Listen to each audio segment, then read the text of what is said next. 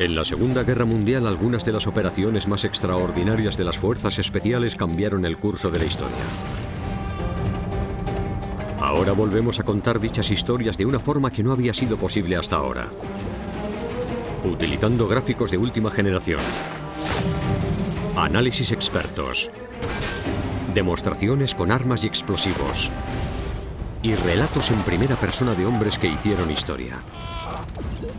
Examinaremos desde un punto de vista forense cómo transcurrieron exactamente dichos acontecimientos minuto a minuto. Ahora podremos revelar si fue una táctica bien diseñada o simple suerte lo que triunfó al final.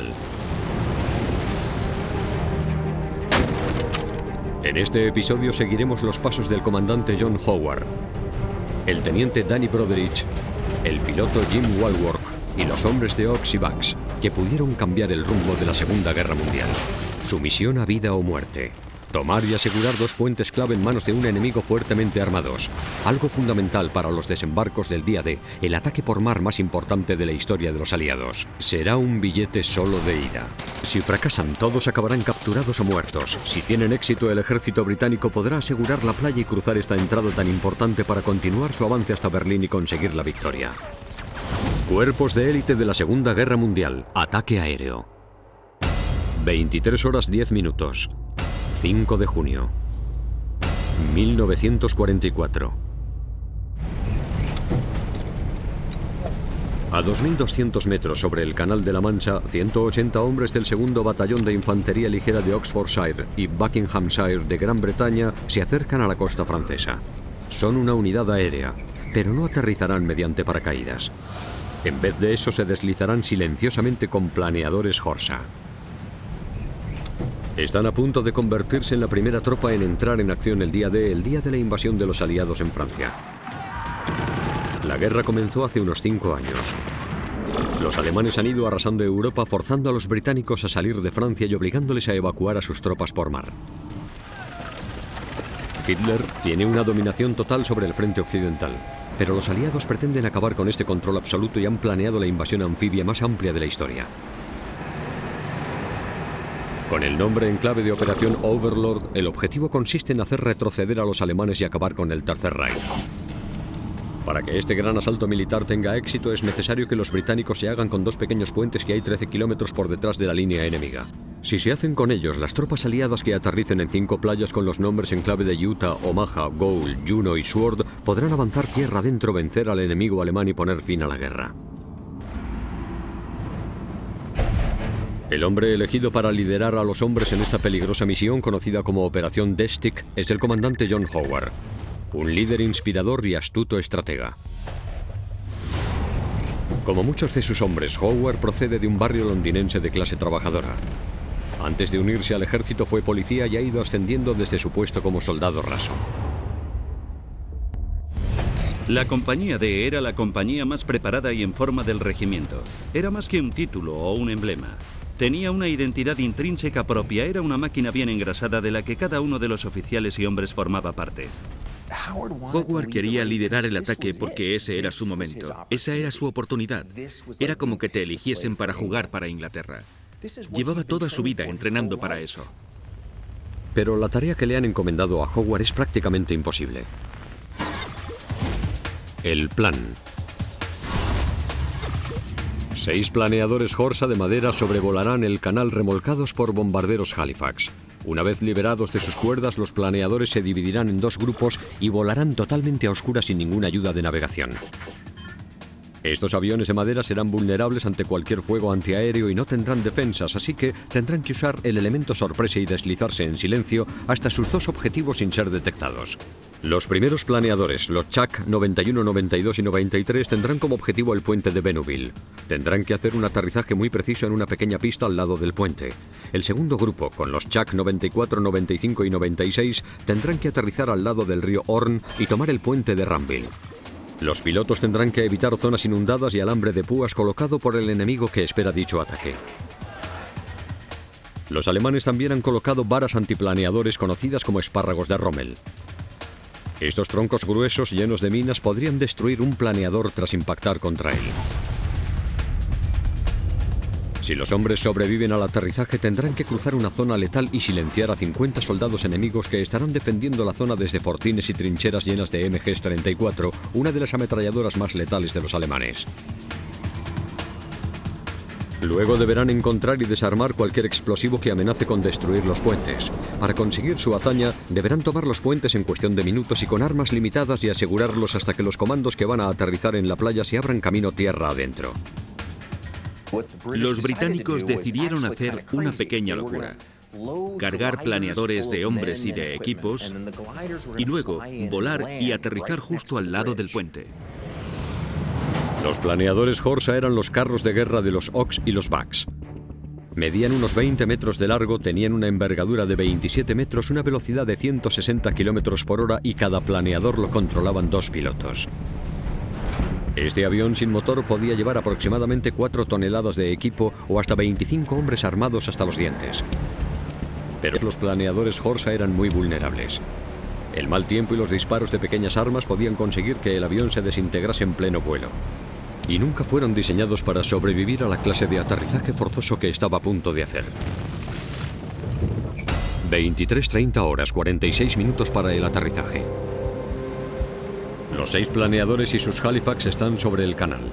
Solo quedan 46 minutos para alcanzar la apartada localización de la costa de Normandía.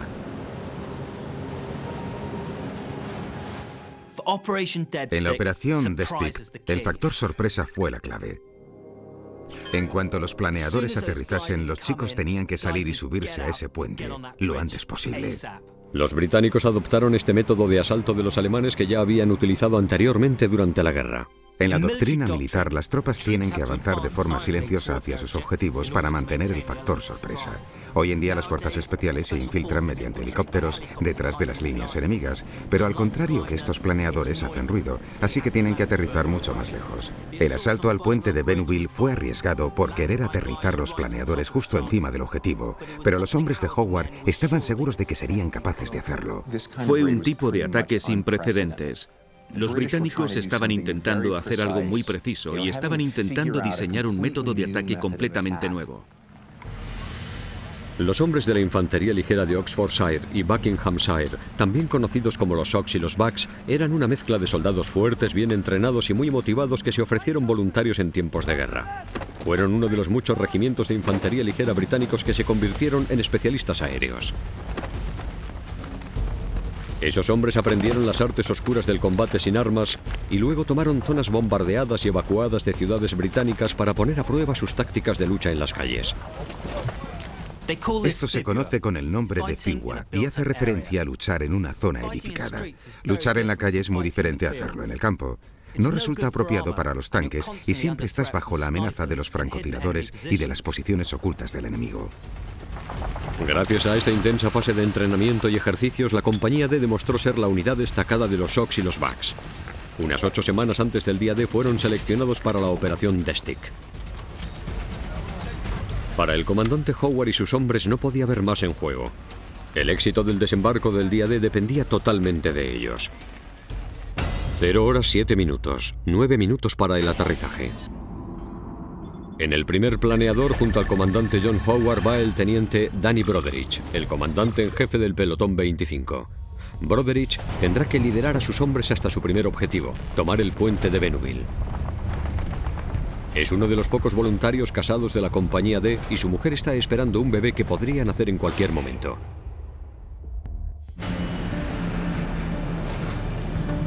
Sueltan la cuerda de remolque del Halifax una vez que el planeador ha cruzado la costa francesa cerca de Cabourg.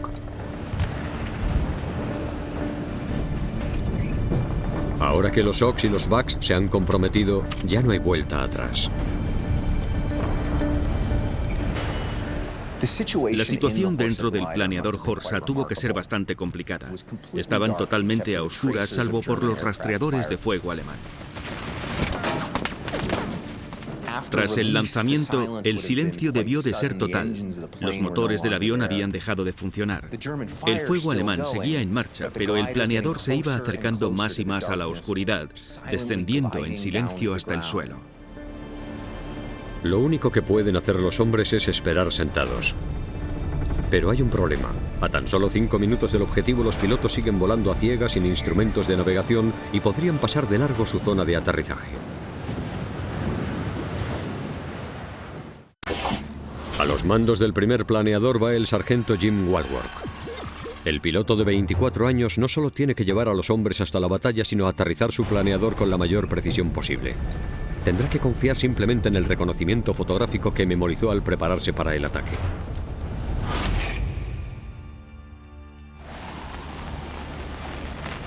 Este es el vídeo confidencial grabado para ayudar a los pilotos de los planeadores a visualizar su descenso hasta Francia.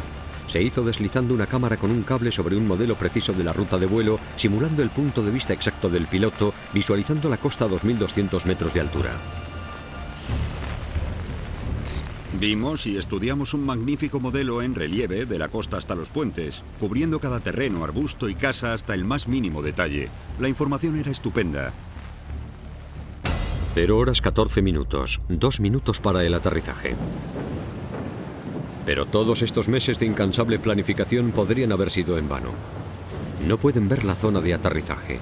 Los pilotos tendrán que soltar a los planeadores en mitad de las nubes e intentar orientarse. El planeador Chuck 91 desciende rápidamente hasta los 150 metros. Los dos pilotos vuelan a ciegas surcando el espacio aéreo enemigo mientras utilizan un anemómetro, una brújula y un cronómetro.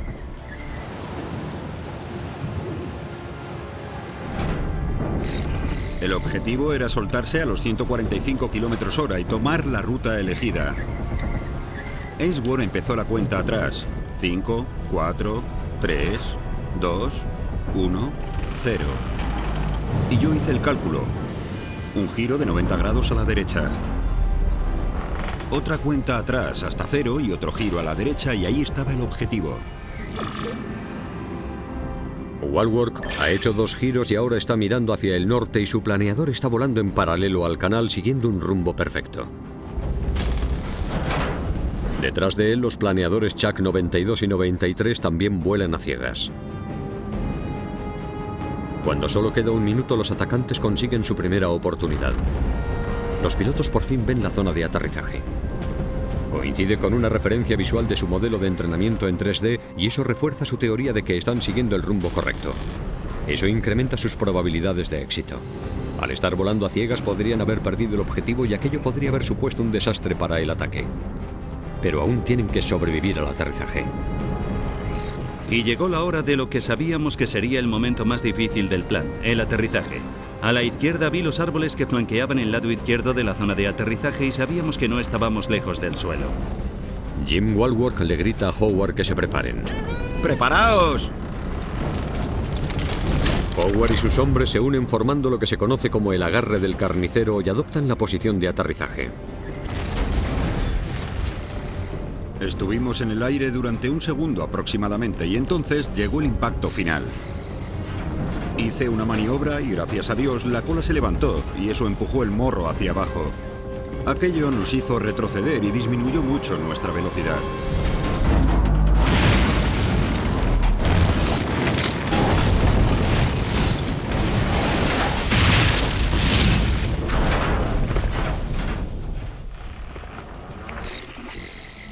Aterrizamos en una de las esquinas del campo.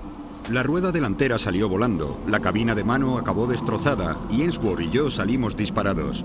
Yo salí de cabeza y aterricé sobre mi estómago. El Chuck 91 ha aterrizado justo sobre el objetivo tras una increíble hazaña aérea. Pero la cabina del Horsa está destrozada. La mayor parte del equipo está inconsciente. 0 horas 16 minutos. Los centinelas alemanes que están sobre el puente han oído el impacto, pero están confusos y creen que es un bombardero aliado que ha caído. El pelotón del comandante John Howard debe salir de los restos del avión y enfrentarse al enemigo antes de que éste venga a por ellos. Las defensas alemanas situadas en la orilla este tienen un emplazamiento de hormigón para armas, un fortín y trincheras a lo largo de todo el canal. Al oeste hay varios puestos con ametralladoras, más búnkeres y una gran fosa para armas oculta en un pequeño campo. ¡Armas fuera! El comandante del pelotón, el teniente Broderich, tiene que abrirse paso por la puerta abierta y luego ordena a sus hombres que se preparen. Justo delante del teniente Broderich va un ametrallador y hombre de acción muy completo, el soldado Billy Gray. Este joven de 19 años de Northampton jugará un papel decisivo en el asalto inicial. Mi trabajo consistía en ser el primero en abandonar el planeador para proteger al resto mientras salían. Su planeador ha aterrizado a unos 15 metros del puente. El pelotón 25 se divide en sus correspondientes secciones y empieza a moverse hacia su objetivo. Cada pelotón tenía un objetivo diferente. Sabían lo que tenían que hacer. Si algún hombre caía o el plan cambiaba, seguirían adelante. El primer objetivo del plan para tomar el puente de Bénouville es neutralizar el fortín de la orilla este del canal. Ahí está el botón que acciona los explosivos que los alemanes han colocado debajo del puente para destruirlo en caso de ataque. Pero para mantener el factor sorpresa nadie puede disparar ni un solo tiro hasta que se oiga la primera explosión desde el fortín. En ese momento los hombres tomarán el puente y eliminarán a cualquier centinela alemán antes de que puedan dar la voz de alarma. La clave estaba en la movilidad de los Oks y de los Bucks. Iban armados con granadas y ametralladoras ligeras, pero la parte negativa era que su potencia de fuego era limitada. Los Oks y los Bucks tendrán que tomar y asegurar los puentes con las armas que puedan llevar encima, incluyendo una primitiva arma antitanques y subfusiles como el Sten.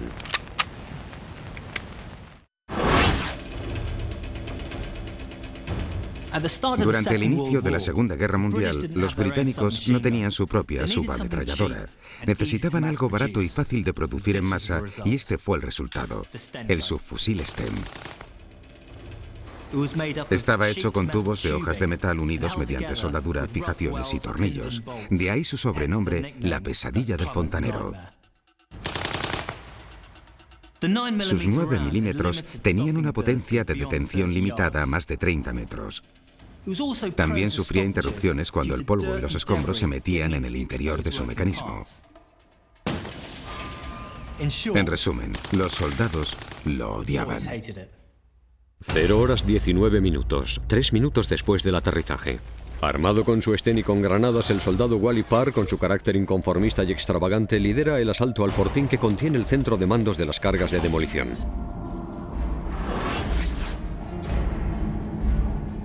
Un fortín ofrece gran protección cuando el enemigo está a cierta distancia, pero cuando está cerca pierdes la perspectiva y te vuelves vulnerable. Parr avanza hacia la derecha del fortín a medida que se va acercando fuera del campo de fuego. Respiré hondo y grité lo más alto que pude. No sé qué me empujó a hacerlo. ¡Salid y luchad, malditos indeseables! Hay formas de liquidar un fortín, o mediante fuego directo si se tiene, o con un lanzallamas. Pero en ese caso hay que acercarse, lanzar una granada y rociarla de plomo. Sin dudarlo, empiezan a lanzar granadas a través de la puerta abierta. Oí a alguien discutiendo y diciendo cosas, así que disparé dentro. En cuanto el fortín salta por los aires, el factor sorpresa desaparece y cambian las reglas del juego. Los alemanes sabían que estaban atacando el puente de Bénouville y los Oks y los Bucks podían esperar una gran cantidad de dolor. Mientras Parr se ocupa del fortín, el teniente Broderich conduce a los soldados hasta el puente. El soldado Gray va detrás de él con una ametralladora Bren. Esta es la ametralladora Bren, la ametralladora ligera británica. Se trata de una pieza muy robusta y útil. Bien hecha, dispara munición del calibre 303, es decir, unas balas bastante potentes. Era capaz de derribar lo que se encontrase al otro lado. Las armas de apoyo son para contener al enemigo y obligarle a mantener la cabeza gacha. Para eso sirve esta arma y cumple muy bien su función. La Bren era un arma fabulosa, resistente, de confianza, y el ejército británico la adoraba. Muchas de sus armas no eran muy apreciadas, pero esta era la que más les gustaba.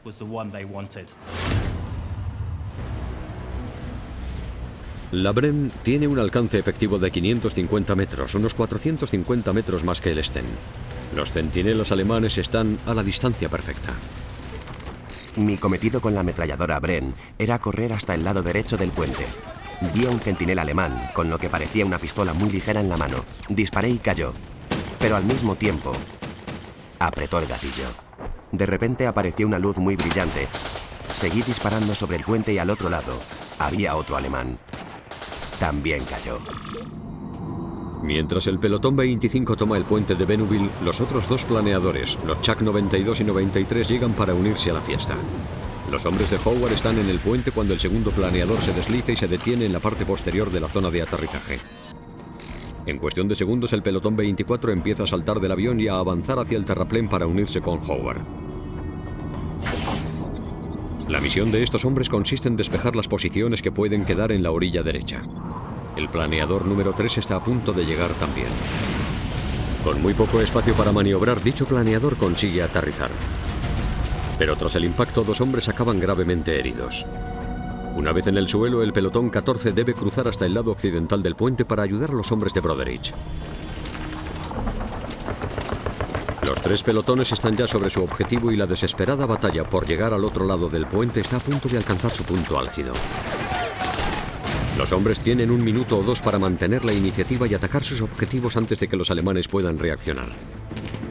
Estaban entrenados para seguir avanzando paso a paso, corriendo o en tramos cortos, poniéndose a cubierto en función de la situación. Cualquier avance de más de 45 metros podría suponer un gran número de víctimas. Con el destello del centinela aún brillando en el cielo, el teniente Broderich, liderando a los hombres del pelotón 25, cruza el puente a toda velocidad. Primero, Broderich tiene que neutralizar un puesto de ametralladora antes de silenciar a los alemanes del búnker que hay al lado de la cafetería local.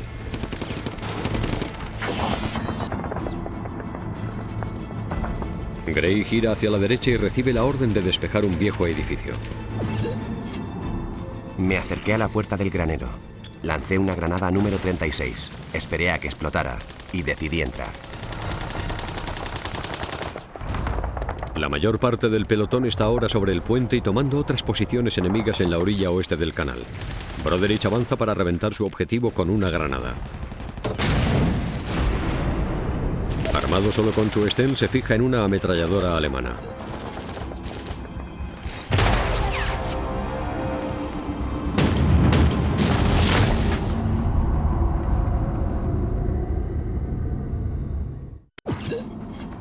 Parr y su sección cruzan el puente a toda velocidad para unirse al resto del pelotón 25 y disparar alrededor de la cabeza del puente.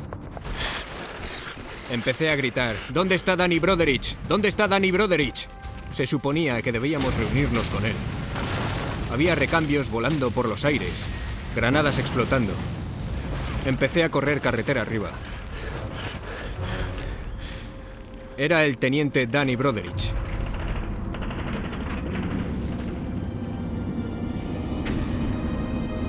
Me arrodillé a su lado. Estaba consciente y me dijo algo. No fui capaz de escucharlo. Empezó a hablar de nuevo y cerró los ojos. Respiró hondo y se desplomó. Mi mano y la carretera estaban cubiertas de sangre. Trágicamente, el teniente Danny Broderich, de 29 años, nunca llegó a conocer a su hijo. Fue el primer soldado aliado en caer a causa del fuego enemigo el día D. Su último sacrificio marcó el comienzo de una masacre en la batalla por Normandía. Para el resto de hombres de Broderich, la batalla no había hecho más que empezar.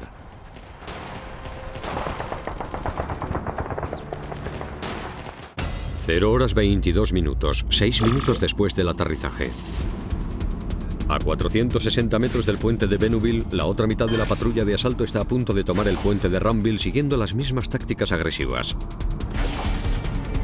El pelotón que ha aterrizado más cerca del puente es el que tiene que acabar con las defensas y hacerse con él.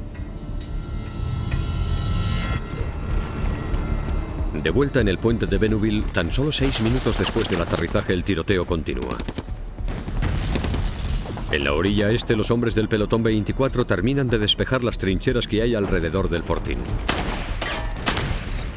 Aparte del tiroteo que seguía en marcha, se oían las voces de los hombres del pelotón gritando nombres en clave, en todas direcciones.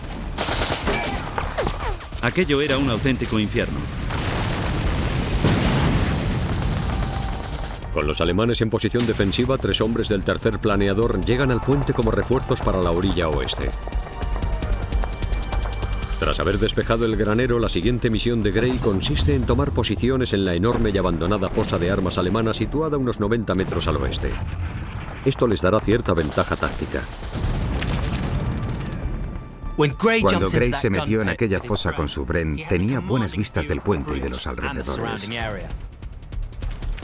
De momento, el enemigo se ha visto obligado a retroceder, pero los puentes siguen bajo amenaza. Los Ox y los Bugs esperan un nuevo contraataque. Gray debe continuar en la fosa. Con buenas vistas de la zona del suroeste, será el primero en detectar cualquier señal del enemigo. 0 horas 26 minutos, 10 minutos después del aterrizaje. La otra mitad de la patrulla de asalto ha conseguido tomar y asegurar el segundo puente. Los hombres de Howard solo han tardado 10 minutos en hacerse con ambos puentes. No me podía creer que lo hubiéramos conseguido. Habíamos completado la operación mucho más rápido de lo que esperábamos y de forma mucho más fácil. Sin duda les habíamos pillado por sorpresa. Lo más increíble fue que el plan funcionó prácticamente a la perfección. A los alemanes les pillaron completamente por sorpresa, y minutos después de que los planeadores hubieran aterrizado se hicieron con los puentes. Para informar a sus hombres, Howard cogió el silbato de su oficial y de forma repetida en código Morse hizo la señal V de victoria. Es posible que los Ox y los Bugs hayan abrumado a la guarnición alemana de 50 hombres que estaban defendiendo los dos puentes, pero su misión aún está lejos de acabar. Y lo peor es que hay una fuerza aún más violenta 13 kilómetros al este de Cannes. Cerca de Bimont está el cuartel general de uno de los mejores comandantes alemanes en el campo de batalla, el coronel Hans von Lack. Bajo su mando, hasta 4.000 hombres del regimiento número 125 de granaderos Panzer de la 21 División Panzer. La unidad alemana que les estaba esperando venía del norte de África, donde habían pasado varios años luchando contra los británicos. Eran veteranos, estaban bien entrenados y estaban equipados con Panzers y otros vehículos armados de ese tipo, capaces de arrollar a la infantería ligera de los OX y los Bugs.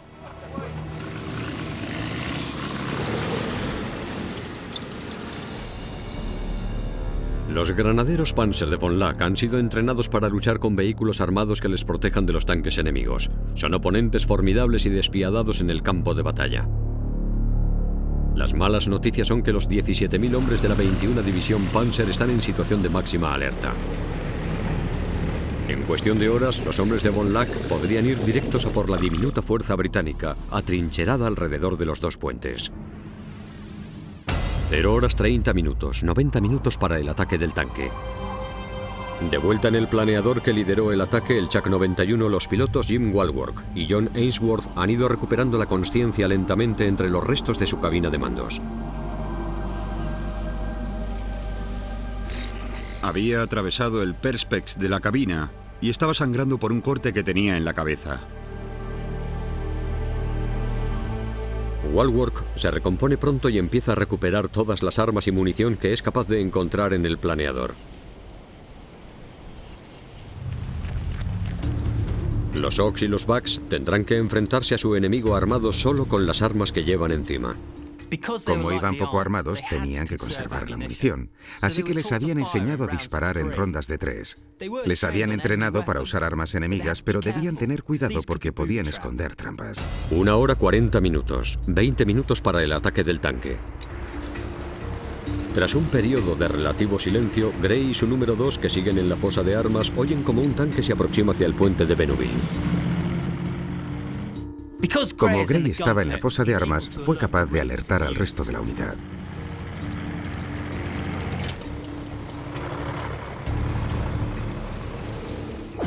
Los hombres se preparan a ambos lados de la carretera a medida que el tanque alemán se va acercando. Su plan consiste en tenderle una emboscada.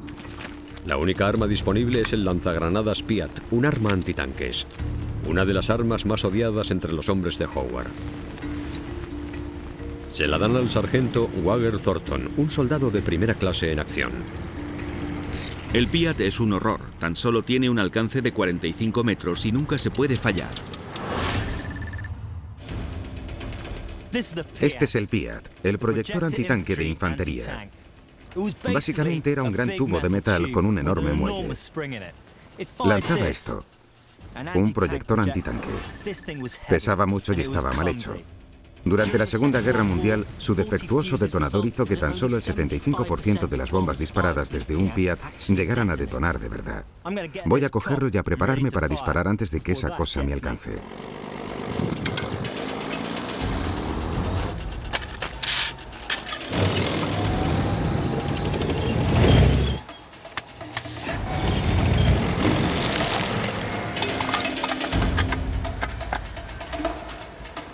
Ahora está cargado. Pesa, así que tengo que deshacerme de él rápidamente.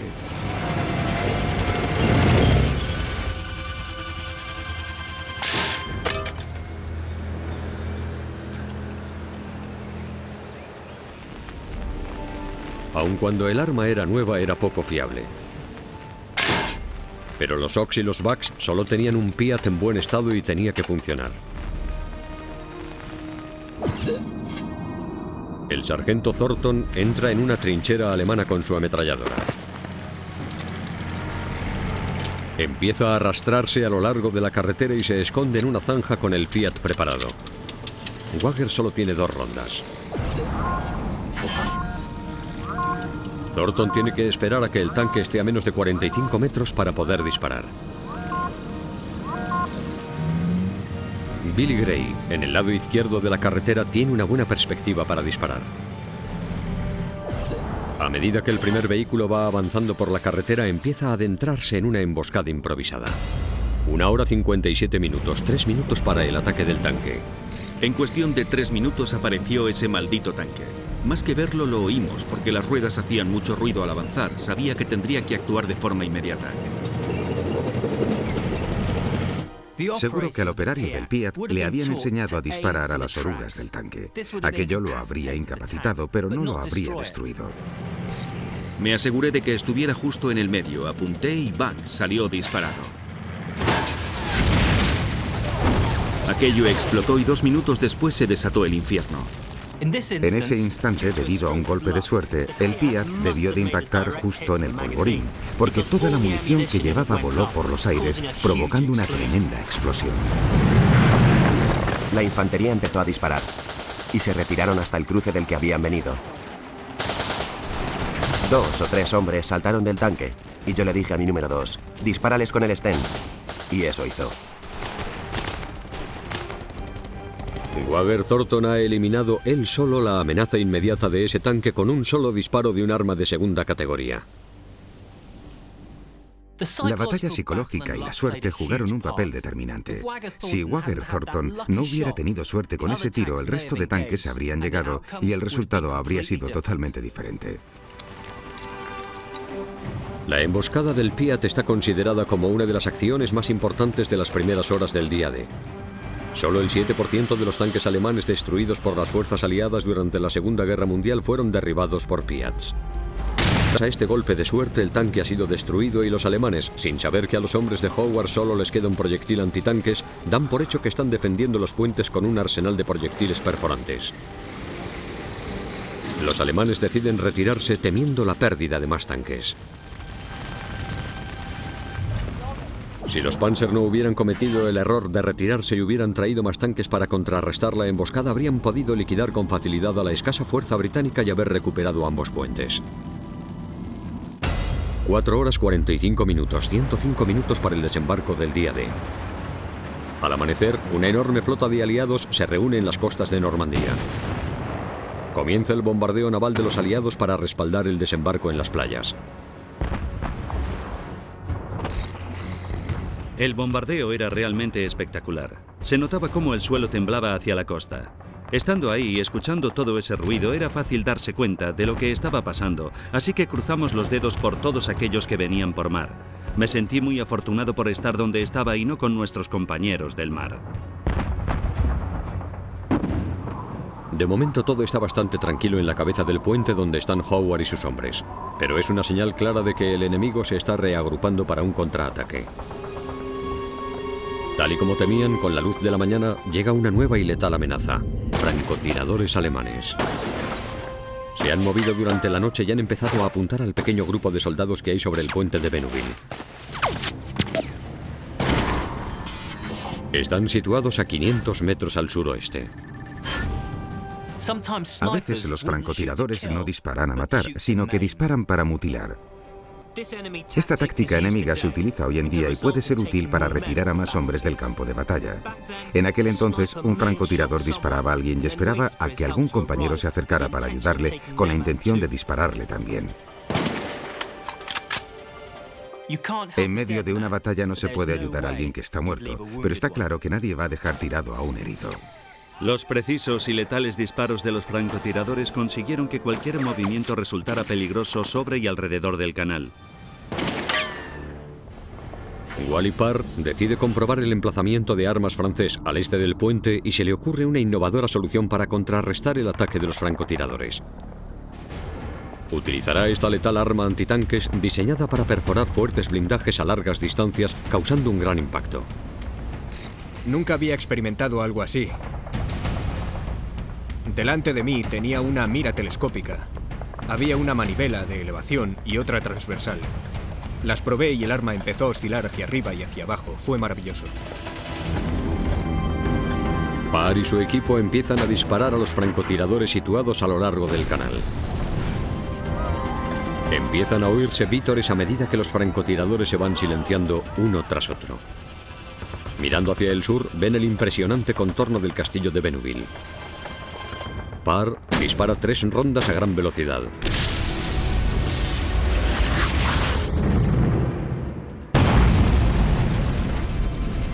Pero no todos los soldados están contentos con el nuevo entusiasmo de Parr. Cada vez que todo empezaba a quedarse en silencio, Wally disparaba su maldita arma y Jerry empezaba de nuevo. Así que todos le dijimos, deja de disparar esa maldita arma. No es inusual ni siquiera hoy en día que los soldados se dejen llevar en medio de una batalla. Y es entonces cuando los oficiales y los soldados más experimentados resultan de gran utilidad porque intervienen para controlar un poco la situación. Tras disparar un par de imprudentes tiros más, Howard tiene que intervenir y ordenarle a Parr que pare. El castillo es en realidad el hospital de maternidad local. 8 horas 30 minutos, 2 horas después del desembarco del día D. Más de 8 horas después de que los hombres de Howard tomaran los puentes, siguen esperando a que lleguen los refuerzos que han desembarcado en las playas. Pero los comandos aún tienen que abrirse camino tierra adentro hasta el puente de Bénouville. 2 Spitfires de la RAF sobrevuelan los puentes para comprobar su estado. Los pilotos hacen varias pasadas y unos cuantos giros de la Victoria y lanzan las primeras ediciones del periódico de esa mañana procedente de Londres. En ese momento el desembarco del día D ya está encaminado y los hombres de Howard han tomado ambos puentes. Pero cuando el sonido de los Spitfires se desvanece, Wally Parr continúa en la línea de fuego. Desde que los hombres de Howard aterrizaran, han logrado hacerse con sus 2 objetivos clave: sobrevivir al ataque de un tanque Panzer alemán y acabar con el letal ataque de los francotiradores. Pero su enemigo tiene un último as en la manga. 10 horas. Casi 10 horas después del ataque de la compañía D a los 2 puentes, la táctica alemana cambia. Ahora que la batalla se está volviendo en su contra, no quieren seguir intentando recuperar el puente de Bénouville. En vez de eso, los alemanes quieren destruirlo para siempre.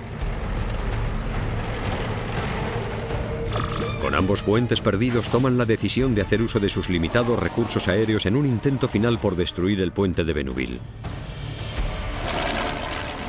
Un bombardero, probablemente un Focke-Wulf 190, aparece rugiendo por el canal hacia el puente. En la parte inferior lleva una bomba de 225 kilos. Este bombardero es el mejor avión alemán utilizado en el frente. El Focke-Wulf 190 y el Spitfire británico tienen un alcance muy similar.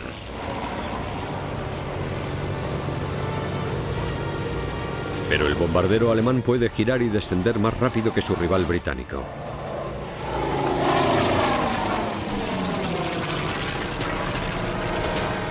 Los hombres se ponen a cubierto. Howard se cobija en su fortín. ¿Es posible que todo lo que han luchado los Ox y los Bucks no haya servido de nada?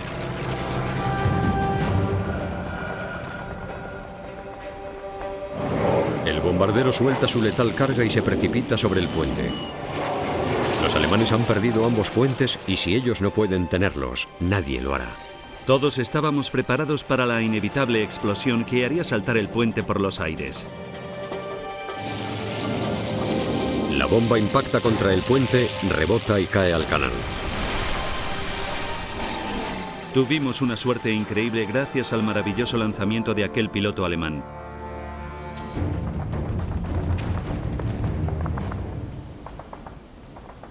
...13 horas 30 minutos. Tras 13 horas luchando, algunos de los hombres de Howard empiezan a creer oír el inconfundible sonido de las gaitas por encima de las explosiones y los disparos. Varios hombres creyeron que estaban soñando, pero intenté afinar el oído en el fortín y supe que era la señal que todos habíamos estado esperando. Los refuerzos de los británicos empezaron a llegar. Era una unidad liderada por un caballero llamado Lord Lovat, que tenía su propio gaitero personal. Lovat jamás le haría ninguna concesión al enemigo, y su gaitero tampoco. Así que avanzaron hasta el puente sin tomar ninguna precaución y sin intentar protegerse del fuego alemán, con el gaitero tocando su gaita con alegría y bien alto mientras caminaban.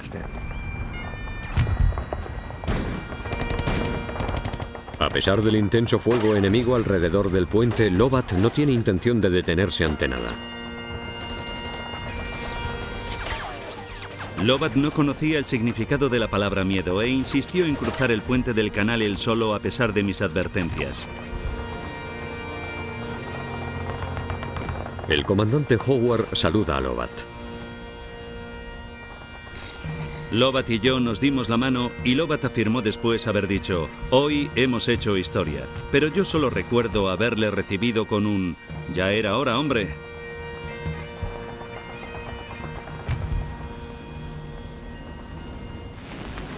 La toma de los dos puentes de la operación Death Stick se completó en tan solo 10 minutos. El éxito del ataque tuvo dos consecuencias importantes. La primera fue que impidió que los alemanes consiguieran llevar a sus refuerzos hasta la playa para atacar a los británicos, lo que permitió que el desembarco británico tuviera lugar con relativa calma. La segunda fue que cuando los británicos empezaron a salir de las playas, pudieron cruzar los puentes y adentrarse más en Normandía de lo que hubieran podido en cualquier otro caso. De los 180 hombres que participaron en la toma de los puentes, 2 murieron y 14 resultaron heridos. Prácticamente lo que estaba en juego era el éxito o el fracaso del día D en sí mismo. Si los británicos no se hubieran hecho con el puente Pegasus y los alemanes hubieran conseguido suficientes refuerzos, incluyendo los Panzers de la cabeza del puente, las fuerzas británicas habrían tenido que retroceder hasta el Mal y el asalto anfibio podría haber fracasado.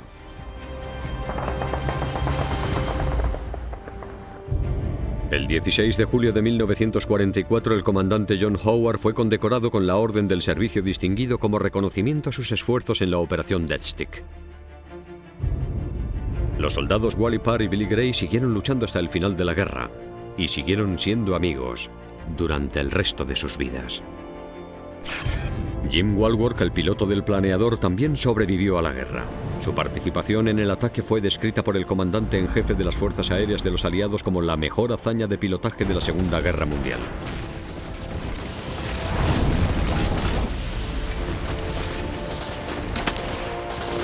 Hoy en día, la toma de los puentes de Bénouville y Ranville del día D sigue siendo uno de los episodios más célebres de la Segunda Guerra Mundial.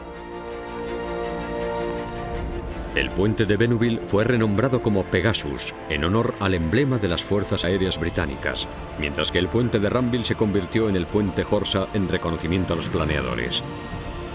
El teniente Danny Broderich está enterrado en el cementerio de Ranville a poca distancia de donde aterrizó su planeador.